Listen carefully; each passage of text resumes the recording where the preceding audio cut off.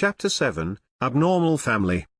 That night was the most difficult night Rody had ever experienced so far. He was certain there would be more tough nights ahead because he was captured by Nicole. After finishing her interrogation, Nicole returned to her room and did not let anyone enter throughout the night. The servants could hear angry smashing sounds and the sounds of glassware breaking coming from the room. When the servants came in to clean the room the next day, they found that all the furniture except the bed had been destroyed. In Nicole's anger for Rody, that night, he was preoccupied with the fear of the unknown future. He was only 18 years old this year. In the past 18 years, he had worked hard towards qualifying as an official warrior after his father's death. He had sold off all of his heritage. His father didn't leave him much anyway, enrolled as a student of the Imperial Academy, and had been working hard to survive. But that night, his whole world had changed. All his life's goals suddenly disappeared. He could no longer return to the academy as he did not have enough money. Besides that, he was also captured by that noble girl. All this was because of that despicable playboy. He actually dared to get me into such trouble. The next time he sees that playboy, Rody would not listen to a single word he says and would immediately break his nose. Although he was locked inside the firewood store, the night passed by fairly well other than the incident of that senior guard secretly kicking him for his sneaking into the house. He was actually given bread to eat. It seemed that this god of war family was not as bad as the other noble families. Star was sleeping beside Rody like a corpse. No matter how Rody shouted or called out to him, there was no response. When it was dawn, Rody finally realized he was about to start a new phase of his life. Rody had a sudden thought. Fortunately, I was not sent to public security and thrown into prison. Compared to prison, being captured by a beautiful girl is incomparably better. Oh, that girl is really beautiful. After dawn, Rody finally fell asleep. Unfortunately, in but a few moments, the door to the store suddenly opened. Some sturdy servants barged in and hauled Rody away without so much as giving him an explanation. While he was yelling, he was dragged into a large room with windows and curtains. There was also a small door in the room. He did not know what was inside that small door. Before Rody could react, the large man with a beard immediately pulled his pants down. Rody was taken by surprise. He screamed and tried to kick. Unfortunately, his body was hurting all over, especially where he was kicked by the horse. When he lifted his leg, the pain subsided. The fellows in front were seemingly not bothered. In quick order, they stripped his clothes off. Rody was now very frightened. He had heard that among the nobles, there were some with queer tastes, including those that prefer handsome little boys. However, he was so ugly. Would they be interested in him as well?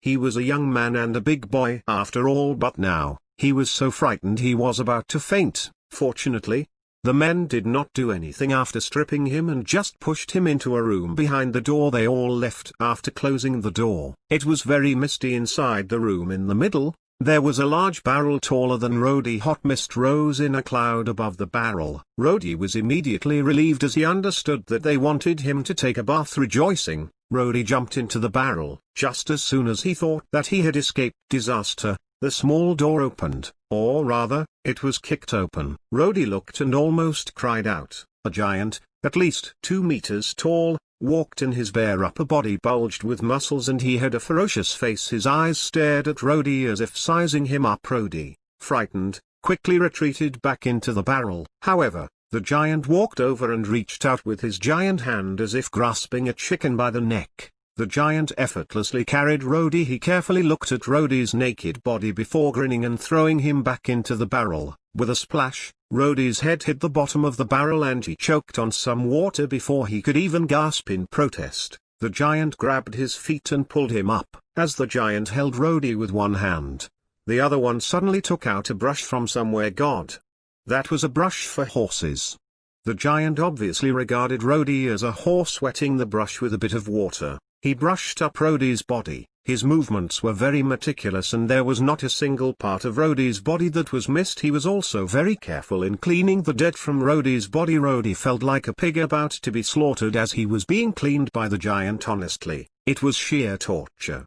This was mostly because the giant did not know how to be gentle, especially when washing certain parts of the body. The giant washed Rody's body for half an hour. Finally, He poured a bucket of water over Rody's body and looked at him with satisfaction. At that moment, Rody's body was red and clean like a newborn baby. The giant nodded before dropping his brush and leaving without sparing Rody another glance. Rody immediately started cursing. He started cursing everybody, from the giant to the tulip family to his teachers in the Imperial Academy. What shitty teacher!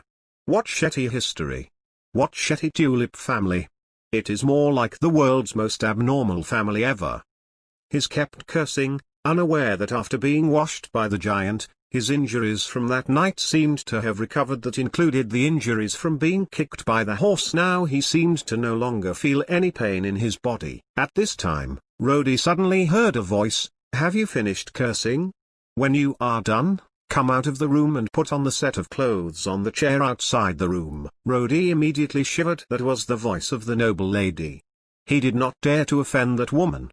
As he stepped out of the room, he saw the new suit outside the room. Rody reached out to it and touched the cloth. It had a very soft feeling anyway. He could not differentiate between high-quality cloth and low-quality cloth. Rody put on the clothes. The underwear was a bit tight, but the other clothes fit quite well, as he had never worn such beautiful clothing before. He was also a bit excited. Based on his memory, only the noble children in the academy wore this type of clothing. Feeling nervous and uneasy, Rody opened the door and walked out of the room. In the courtyard, Nicole, who was dressed in a white robe, coldly looked at him as she sat on her chair. Just one glance at Nicole had Rody stunned. Although it was not the first time he saw Nicole, it was much clearer and more vivid during the day. Nicole's golden hair seemed to shine in the sun. She had deep blue eyes that seemed to be bottomless and soft glossy white skin. She was so beautiful that she did not seem real.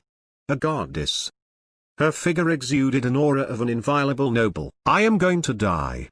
Rody's heart silently spoke. If I have to be beside her every day, I would not live long. Last night, why did I not? Even if she bit off my entire mouth, it would have been worth it. While Rody was thus confused, Nicole asked, have you washed up? Rody was still dumbstruck as he kept looking at Nicole. However, he still managed to nod when Nicole noticed his staring eyes. Her face turned red and then her face sank. If you continue to look at me like that, I will dig out your eyes. Rody was shocked and immediately lowered his head. However, his eyes could not help but secretly look at Nicole. Every man would experience such a period, and especially so for teenagers. There would always be a phase where he lusts and admires women. Rody, who was a young boy, would also have this blind admiration and impulse, not to mention the fact that Nicole was an exceptional beauty. Enough. Nicole's delicate voice called out. Although the tone was cold, it was also delicate. Therefore, it did not sound cold but instead had a certain charm to it. She continued to speak. Now, I will see if you are qualified to be a tulip family's servant.